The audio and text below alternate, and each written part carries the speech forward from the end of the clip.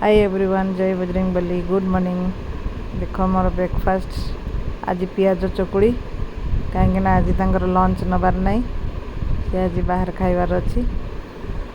IT मो झील खाऊँ ब्रेकफास्ट कर लंच कहीं पुरेलो ऑफिस रे आज लंच अछि बा नहीं दो यदि लंच खाली खाइबो ना से खाली हाथ में विदा कर देबी। यदि नॉट न खाइलो तो खाइबो घरे आसी खाइबो। ओके रात रे चकली खाइबो